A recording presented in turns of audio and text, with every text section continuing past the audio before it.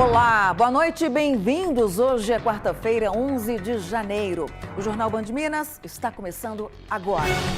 Enterrado em Santa Luzia o corpo do menino de 2 anos, vítima de maus tratos. Arrombamentos e furtos na área central de Betim deixam comerciantes inseguros. Flagrante de acidente, motorista de caminhão fica ferido depois que cabine se solta. E você vai ver também, nem gato do mato, nem onça. Gatinha é resgatada por tutora. Essas e outras notícias agora no JBM.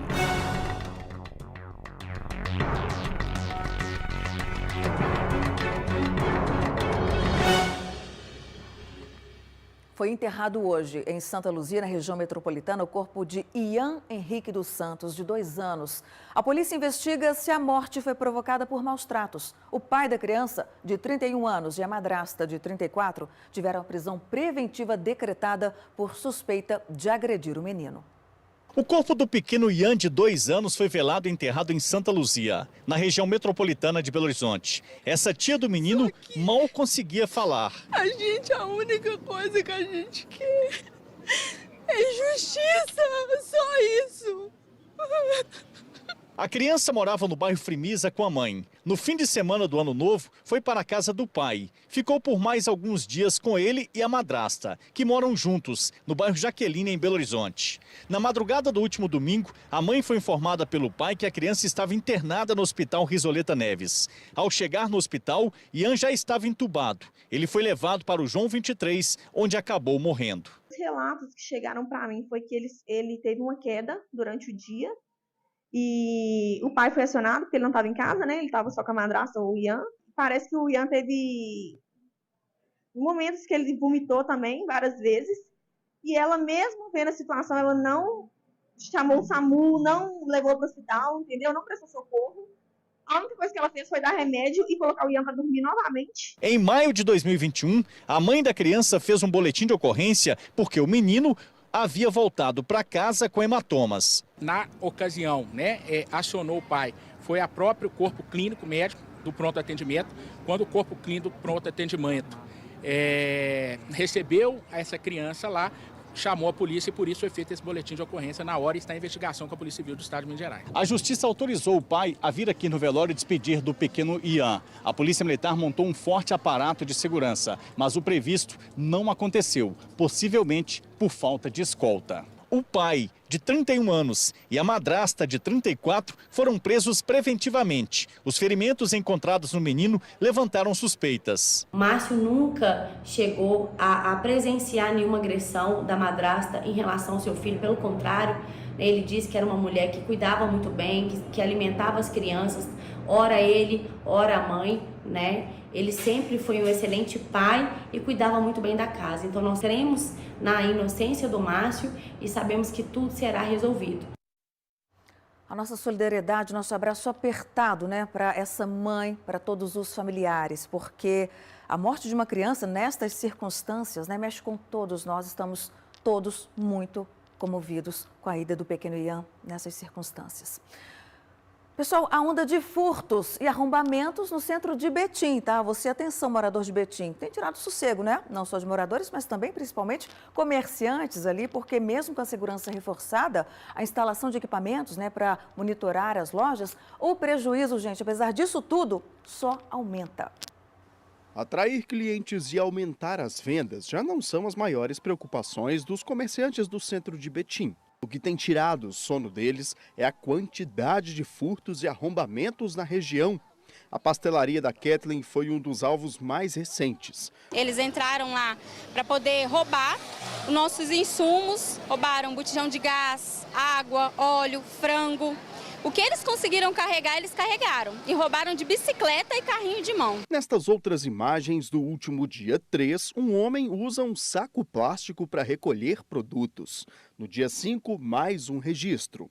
O bandido aparece sem cobrir o rosto, usando uma lanterna para garimpar o que levou. A frequência dos arrombamentos aqui no centro de Betim é uma prova da facilidade e da tranquilidade que os criminosos têm tido para agir. Os comerciantes calculam que só do ano novo para cá já são cerca de 50 ocorrências de furtos em lojas. No caso do Peterson, foram 22 registros nos últimos 5 anos, entre assaltos à mão armada e furtos. Em um deles, o prejuízo foi de mais de R$800 mil. O último assalto que a gente teve entre esses 22, que foi o último assalto que a gente fechou a loja da Alameda Maria, foi eles quebraram o telhado, entraram e nos deram um prejuízo de R$870 mil. Reforço nas portas, câmeras de segurança, nada parece diminuir a audácia dos ladrões. O grande pedido desse processo é que, por exemplo, Câmara Diligente Lojistas, Associação Comercial, se reúna exatamente com Prefeitura, com o comando da Polícia Civil, comando da Polícia Militar, com Guarda Municipal e que se possa estruturar uma ação conjunta. Fica o recado, por exemplo, que as câmeras de vídeo que estão presentes na região, que elas sejam integradas ao CCO de comando da Guarda Municipal ou da Polícia Militar. Segundo a PM, as estratégias de atuação são baseadas em análises técnica e criminal e que o policiamento é feito 24 horas por dia na região. Muitos dos autores de furtos são reincidentes, ou seja, voltam a cometer os crimes mesmo após serem pegos. Inclusive, nossos vizinhos de loja já começou já a reforçar as portas dele também, porque eles viram que a nossa loja foi roubada. É muito triste, a gente fica arrasado, né? Dá vontade de fechar as portas e não trabalhar mais. E atenção, muito cuidado, porque golpistas estão fazendo falsos anúncios de móveis de lojas físicas em um site de vendas, com preços muito abaixo dos praticados nas compras presenciais. Quando o cliente vai até o estabelecimento para a retirada da compra, descobre então que foi enganado. Esta empresária, que prefere não se identificar, tem uma loja de móveis no Barreiro, em Belo Horizonte. Só soube que a loja dela estava sendo usada por estelionatários quando uma amiga a alertou. O endereço da loja estava sendo usado pela pessoa suspeita para anunciar móveis no site de compras e vendas OLX, com um preço bem menor que o de mercado. Isso aí que mais me preocupa, porque, igual eu disse, nós somos uma loja que realmente existe. Nós temos aí 19 anos, vamos fazer 20 anos agora em março de existência.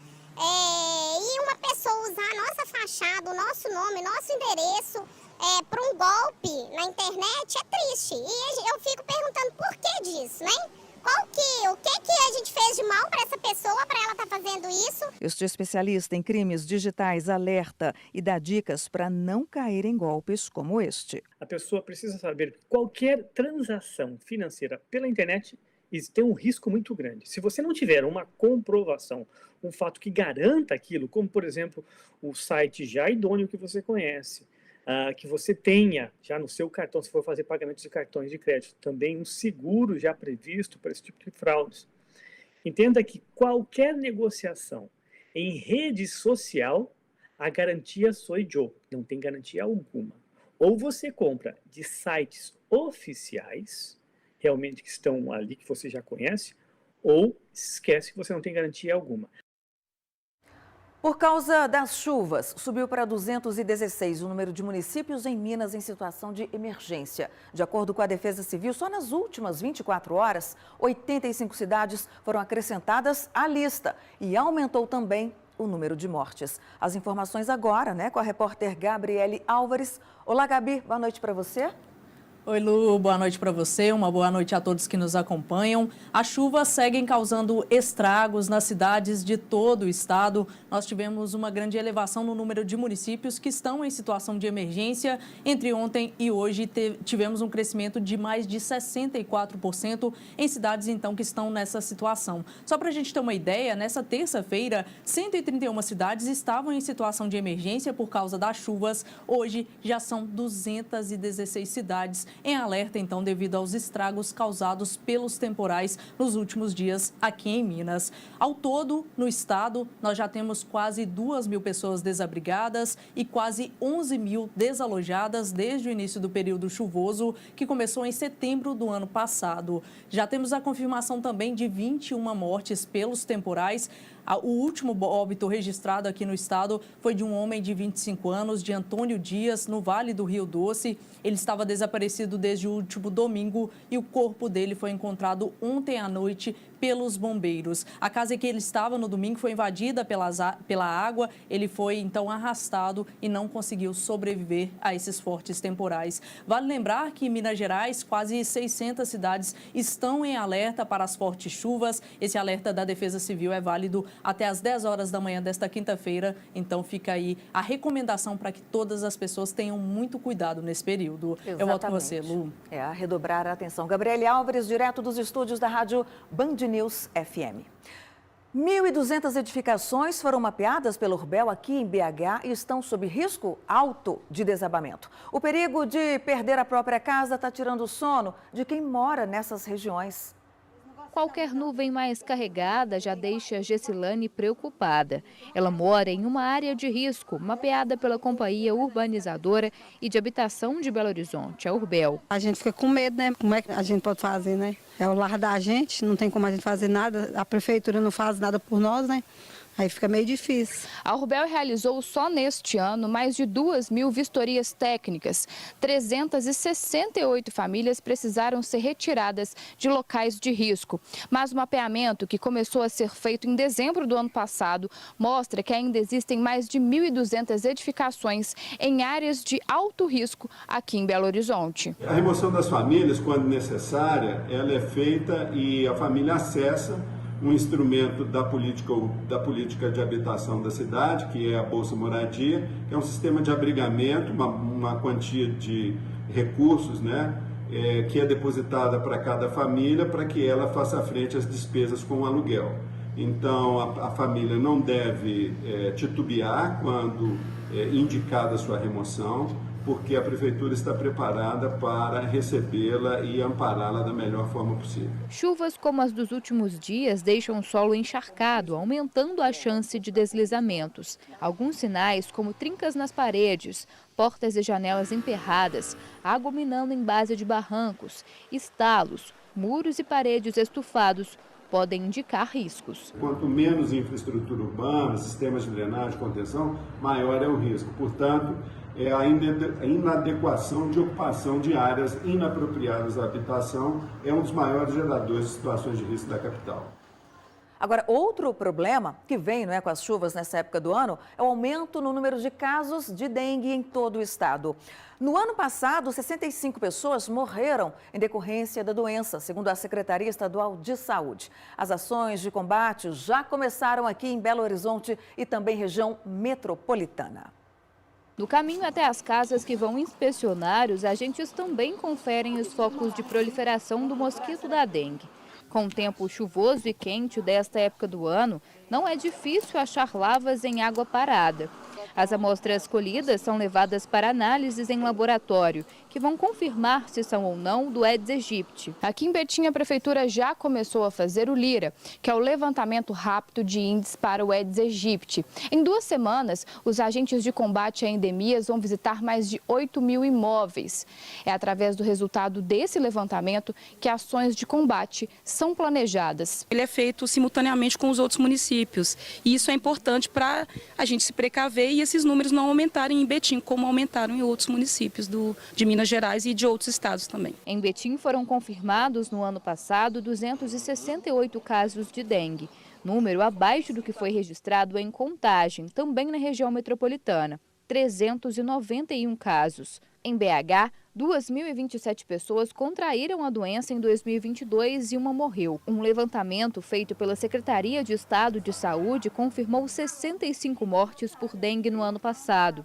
O órgão também já registrou 697 casos prováveis de dengue só neste ano. 100 foram confirmados. Foram confirmados também 19 casos de zika e 1 de chikungunya. Segundo este agente, a maioria dos focos estão em residências. Os moradores têm uma contribuição muito grande, tirando um pouco, 10 minutos, 5 minutos por dia, dando uma olhada no seu quintal, verificando onde tem água parada, onde não tem, eliminando todos os possíveis locais que possa acumular água, as águas da chuva, principalmente, ficar parado.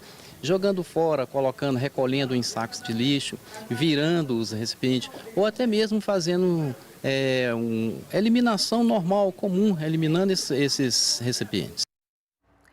Agora, o Ministério Público de Minas Gerais recebeu a representação contra as agressões aos jornalistas durante o desmonte do acampamento na Avenida Rasgabalha, aqui em BH. A ação foi comunicada pelo Procurador-Geral de Minas, Jarbas Soares Júnior. Nós estamos aqui com o Sindicato de Jornalistas, com o jornalista Pedro, em razão da agressão que a imprensa, a democracia teve em manifestação em frente ao Exército.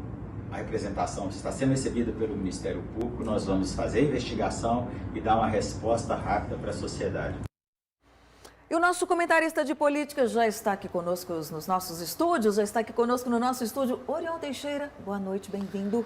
Boa noite, Luciana. Boa noite a todos. Prazer. A gente aproveita o ensejo, né? A gente está falando sobre essa manifestação na Avenida Rasgabalha e a iniciativa da Prefeitura aqui de Belo Horizonte, né? De fazer ali o desmonte, desocupar a via pública. Quais as consequências para a Prefeitura em relação a essa ação, hein, Orion? Pois é, Luciana. 3 dias depois daqueles lamentáveis, trágicos ataques, vandalismo sobre os prédios públicos dos 3 poderes em Brasília, manifestantes antidemocráticos convocaram novos atos para todo o país hoje contra o quê? O resultado das eleições presidenciais de outubro do ano passado. Então, aqui na capital, o prefeito Fuad Noma, cumprindo determinação judicial do Supremo Tribunal Federal, vai impedir manifestações de caráter golpista. O que vem a ser isso, Luciana? Pessoas que estiverem irregularmente ocupando, bloqueando vias públicas, espaços públicos, prédios públicos, poderão ser multadas em até R$20 mil e até serem presas pela Guarda Municipal. Com isso, então, o prefeito reafirma seu alinhamento com esse mundo civilizado e democrático. Na semana passada,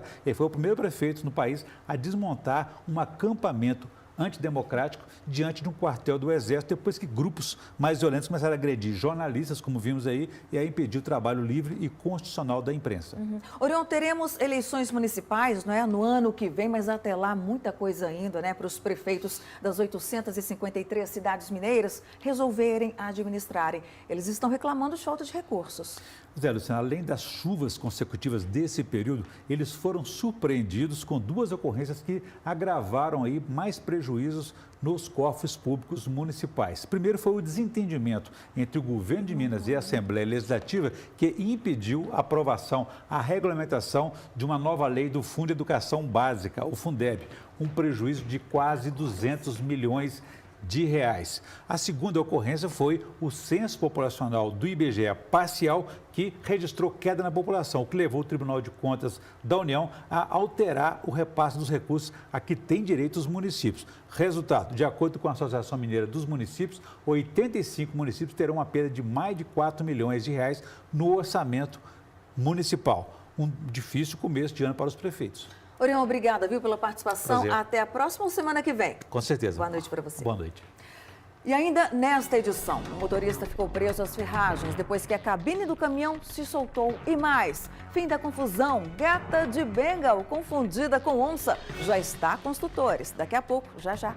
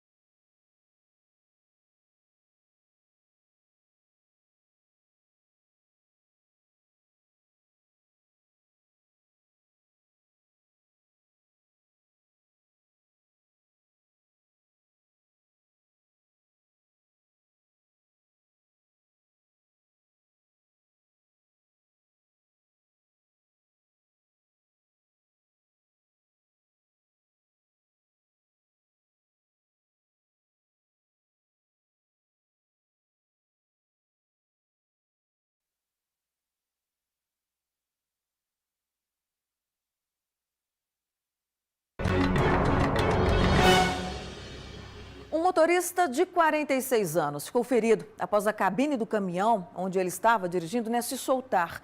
Imagens registraram o momento do acidente no bairro Distrito Industrial, em Nova Serrana, região centro-oeste do estado. De acordo com o Corpo de Bombeiros, o veículo apresentou problemas mecânicos. O motorista perdeu o controle da direção, o caminhão esbarrou em um carro e só parou quando se chocou contra o muro de uma empresa. A cabine ficou totalmente destruída. E a gata da raça Bengal, que havia sido confundida com uma onça, pois ela foi encontrada. O animal também foi comparado a um gato do mato e havia sido solto numa mata. Olhando assim rapidamente, até parece uma onça, mas não é. Esta é a gata Massinha, da raça Bengal. Ela tem 7 meses de idade e é um xodó da família do Rodrigo. Está com a gente desde novinha e tem sido assim uma companhia pra gente, é da família. Mas o Rodrigo passou por algumas horas de angústia, viu? A confusão começou quando a gata fugiu de casa e ficou andando pelo condomínio. Os bombeiros então foram acionados pelos moradores, que ficaram assustados, pensando que uma onça estava andando no prédio. Os bombeiros logo constataram que não se tratava de uma onça, mas pensaram que era um gato do mato e, por isso, levaram o animal para uma área de mata. Quando o Rodrigo percebeu o que tinha acontecido, ficou desesperado. Aí foi montado todo um grupo de resgate para encontrar a Massinha, com a ajuda até de câmera térmica. Foi o melhor equipamento escolhido para aquela situação. Montamos um plano para a noite, por ter mais facilidade e pelo hábito noturno dos felinos, a gente ter maior êxito e a gente conseguiu, graças a Deus, a fazer o socorro e a captura desse animal. Na hora do encontro, o alívio. Quando a adrenalina baixou, veio um sentimento de tipo assim, cara, tô acreditando que isso está acontecendo. Confundirem a minha gata com uma onça, tirarem ela de dentro do meu prédio e soltarem ela no mato. É surreal, cara. Gatos da raça Bengal não são encontrados em qualquer esquina. O felino pode ser avaliado em até R$7 mil. Ele realmente parece um gato selvagem, um gato silvestre. É só questão estética. Ele é um gato como qualquer outro. Inclusive esse animal que a gente fez essa captura, ele é muito manso, muito dócil, não apresentou resistência nenhuma. Ela não tem valor para mim, não. Ela faz parte da nossa família, ela faz parte da nossa rotina. Felicidade, redobrar os cuidados e curtir, não tem preço, cara.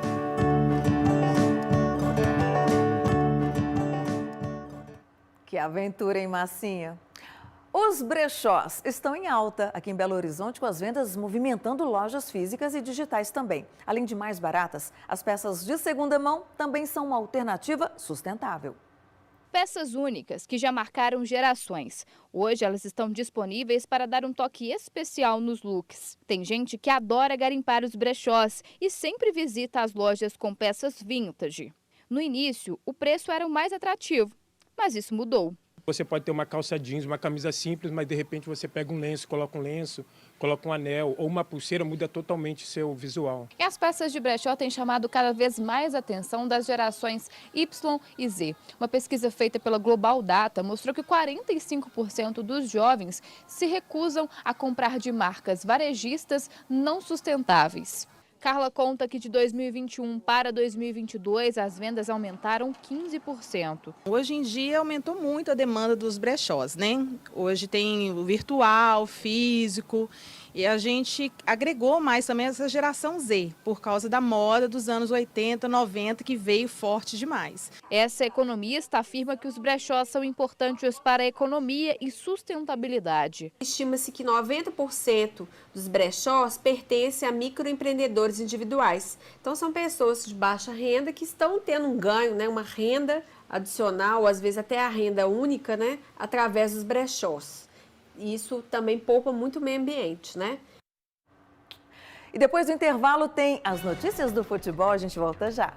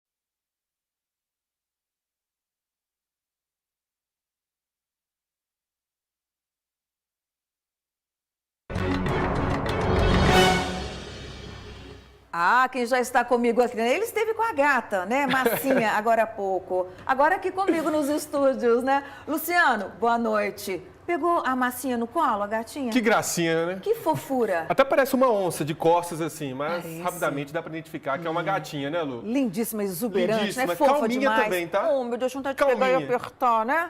Deu vontade, mas fiquei com medo. Pois é, medo? Olha, vamos falar então de futebol. Exato. Porque gata adora uma bolinha também, né? Brincar com a bola. Verdade, Lu. Ó. E o Cruzeiro, Lu, tá aí em busca de contratações. Sim. Anunciou mais um reforço hoje, o Matheus Davó, 12º reforço do Cruzeiro na temporada. Um atacante que vai brigar ali com outros jogadores que recém chegaram também, como o Matheus Vital, o Wesley, que também veio do Palmeiras. São alguns reforços do Cruzeiro para essa temporada. Então, o Cruzeiro desembolsou 3,5 milhões de reais para contar com esse atleta por 60% dos direitos econômicos, mais um reforço na Toca da Raposa, Lu. Rapidinho, eu sei. Por que Matheus Davó? É uma longa explicação, Lu. Vou deixar para o próximo Então programa. tá, muitos Matheus ali, tá, gente, no treinamento, e Matheus Davó porque ele foi criado com a avó. É por aí, mais ou menos isso, Lu.